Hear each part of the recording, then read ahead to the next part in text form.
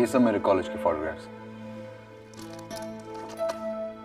ये जब हम टूर पे गए थे। हाँ, ये मेरे सारे फ्रेंड्स हैं जिनके साथ मैं टेनिस खेला करता था। आपको बताया था ना मैंने। नेशनल लेवल पे सारे टूर्नामेंट्स खेल चुका हूँ मोर और less.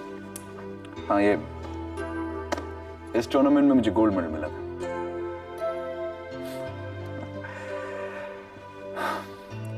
My first international tournament, America. लेकिन किस्मत देखिए, टूर्नामेंट से पहले मुझे मेरा पहला अटैक आया। बस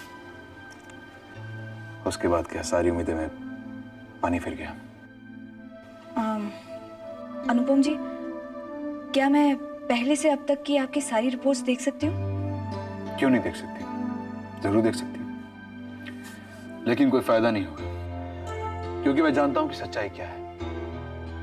एक्चुअली मेरी हालत उस कैदी की तरह है जिसे मौत की सजा तो सुना दी गई हो, लेकिन अभी तारीख पक्की नहीं हुई।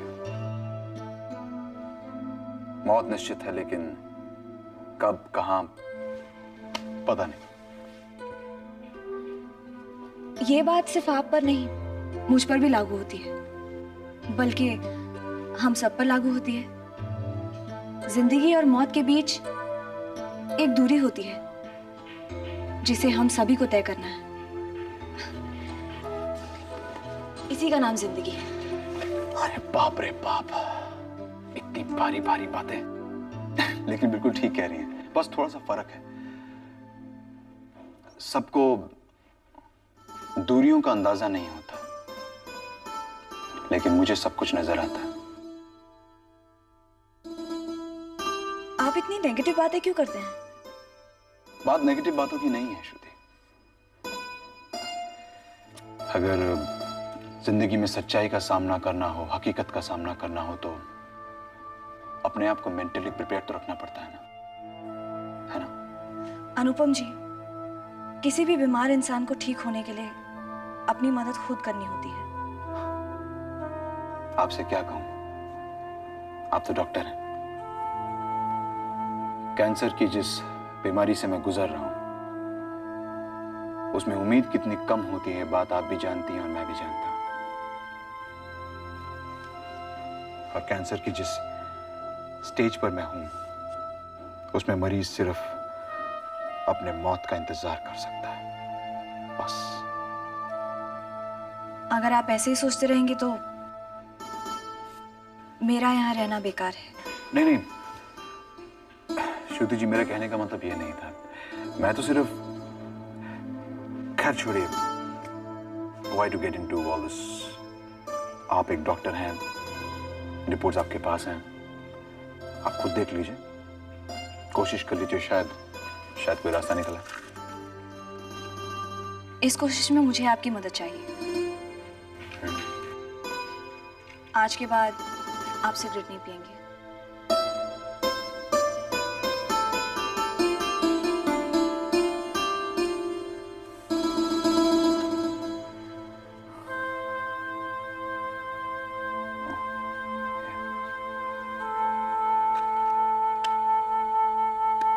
Thank you.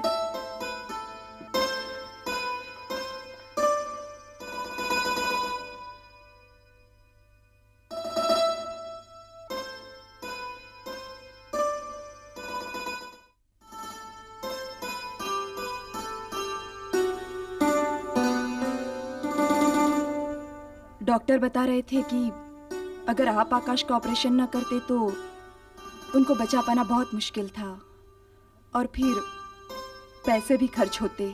ऐसी कोई बात नहीं है, मैंने कुछ भी नहीं किया, सिर्फ अपने पेशे के साथ इंसाफ किया है, बस।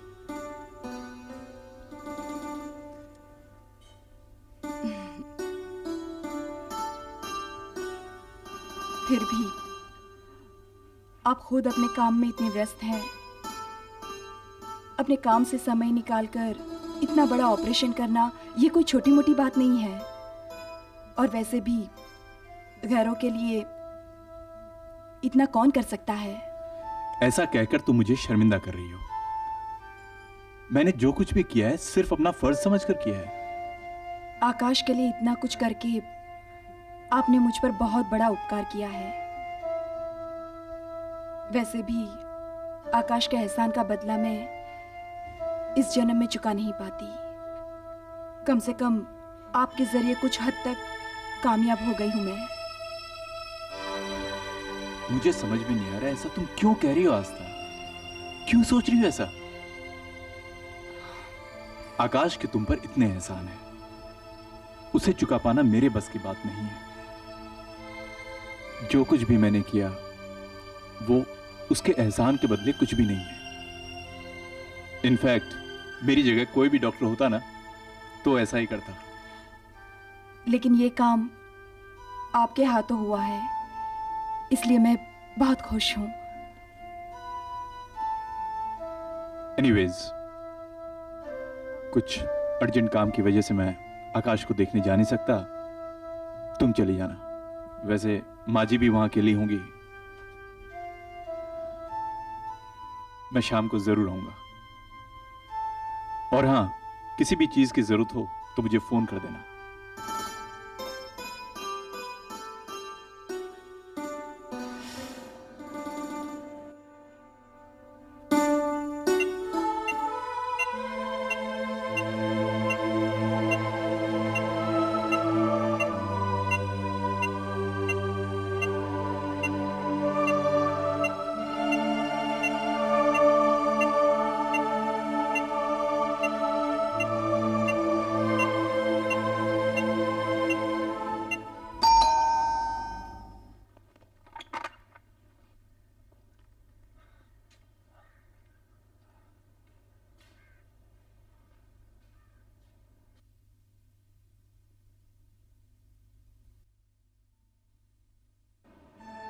तू तो ऑफिस गया था, घर आने की बजाय सीधे प्रीति के पास चला गया।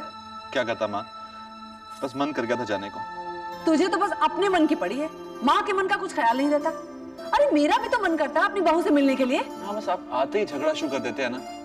देखिए बहुत थक गया हूँ, चाय चाय पिला दीजिए प्लीज। हाँ चाय तो पिलाऊंगी, मगर ये बता बेटा प्रीति है कैसी, और तू मुझे उसके पास कब ले जा रहा है? प्रीति बिल्कुल ठीक है माँ, और मैं आपको जल्द ले जाऊंगा। अब चाय दीजिए प्लीज।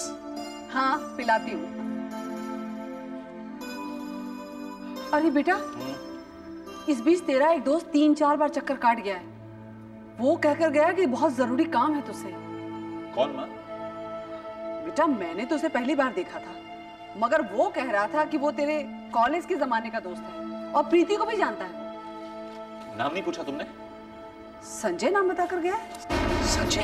हाँ, और तेरे लिए खत छोड़ गया है, कहकर गया है कि फिर आएगा।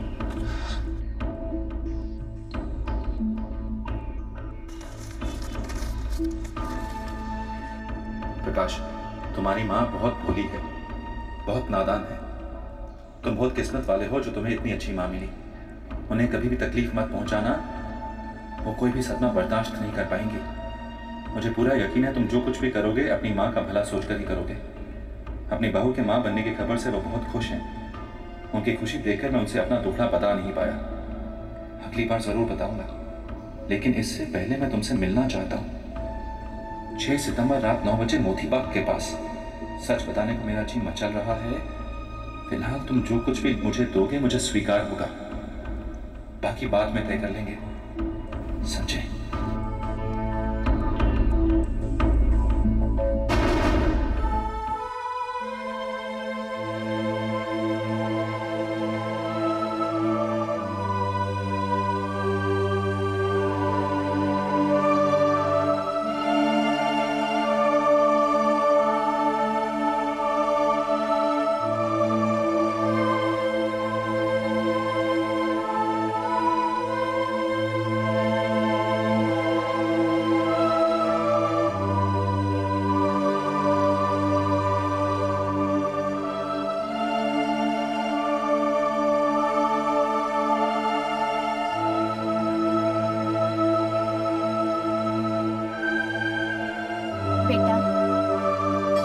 तू जितना हम लोगों के लिए कर रही है ना, शायद हमारी अपनी बहू होती वो भी इतना नहीं करती।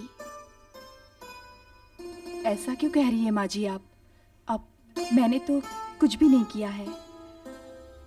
आपने तो एक अनजान लड़की के लिए बहुत कुछ किया था, उसके सामने ये कुछ भी नहीं है।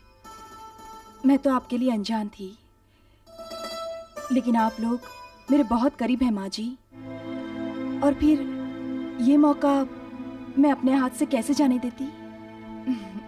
नुपुर, तू बहुत भोली है बेटा। पता है, तेरे इसी भोलेपन के कारण आकाश तेरी बहुत इज्जत करता था। मैं भी उनकी बहुत इज्जत करती हूँ माँ जी। वो मेरे लिए किसी भगवान से कम नहीं है। बहुत तकलीफ दी है मैंने उन्हें, और अपनी गलती के लिए माफी भी मांगना चाहती थी, लेकिन मौका ही नहीं मिला। नहीं बेटा, आकाश तो तुझे कब का माफ कर चुका है। उसके मन में तेरे लिए कभी कोई नाराजगी नहीं थी। आकाश के लिए तू उसका एक कमजोर हिस्सा थी, लेकिन अब हालात बदल चुके हैं। इस विषय पर बात करना भी पाप होगा। मां हूं, सब जानती थी, इसलिए कहती हूं बेटा, तेरा इस तरह हमारे बीच रोज रोजाना ठीक नहीं है। माँ जी, आप जैसा सोच रही है वैसा कुछ भी नहीं है। संकल्प बहुत समझदार है और उन्होंने ही मुझे यहाँ पर भेजा है, और वो ये बात अच्छी तरह से जानते हैं कि आप लोग मेरे लिए अपनों से भी बढ़कर हैं। हाँ।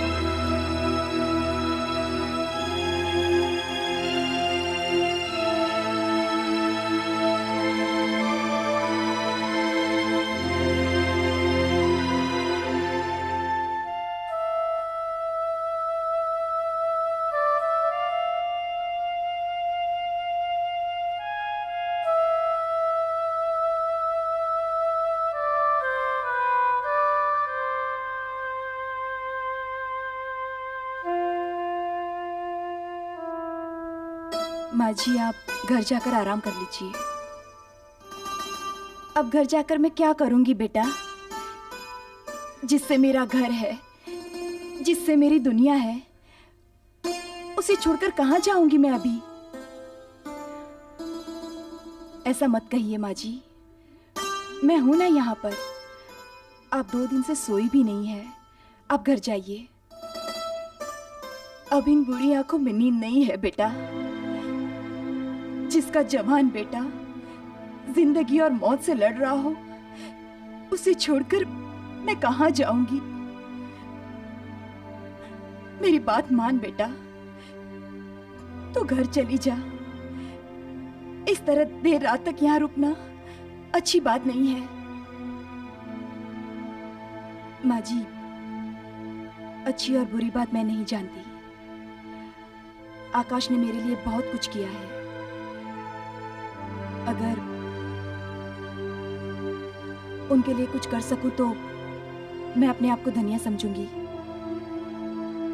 मैं तेरे जज्बात समझती हूं बेटा, लेकिन मैं कह रही हूं कि तू घर जा अभी। अगर कुछ जरूरत पड़ेगी ना तो मैं तुझे फोन कर दूंगी, ठीक है? तू जा अभी।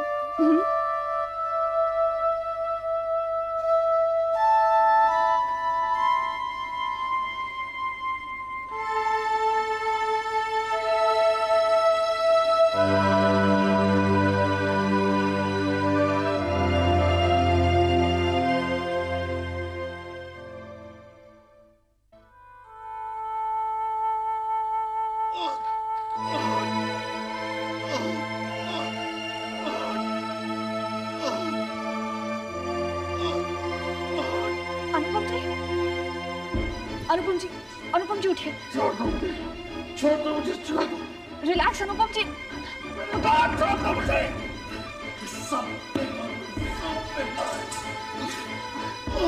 अनुपम जी उठिए, अनुपम जी प्लीज उठिए, आराम से ले जाइए प्लीज। अनुपम जी छोड़ दो मुझे, छोड़ दो। किसी के हमदर्दी की जरूरत नहीं है। छोड़ दो मुझे।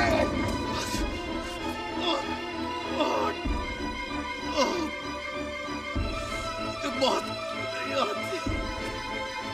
Why don't I die? God damn it! तुम क्या कर रही हो इधर? मैंने कहा ना, चली जाओ। Get out!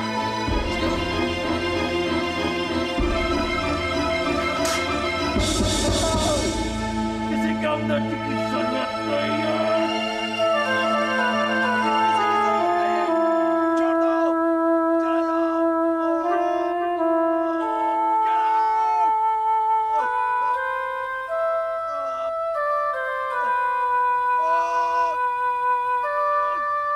इंजेक्शन दे दो मुझे। कहाँ है मेरा इंजेक्शन?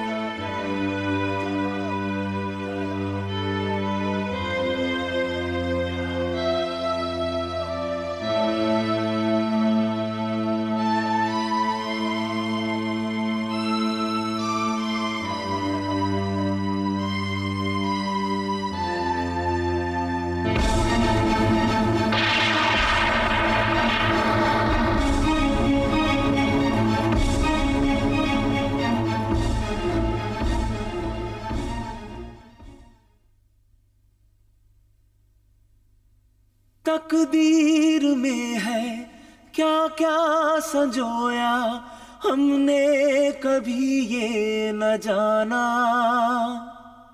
जो भी हमारी झोली में आया, अपना उसी को है माना।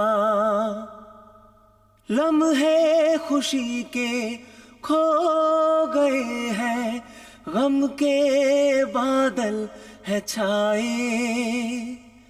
खुशियों का रास्ता देख रहे हैं, हम तो पल के बिछाए। मेरे भीतर वो जज्बा दम तोड़ चुका है। अब मैं किसी आकाश को नहीं जानती और ना ही किसी आकाश के साथ रिश्ता जोड़ना चाहती हूँ। आकाश के लिए श्रुति मर चुकी है।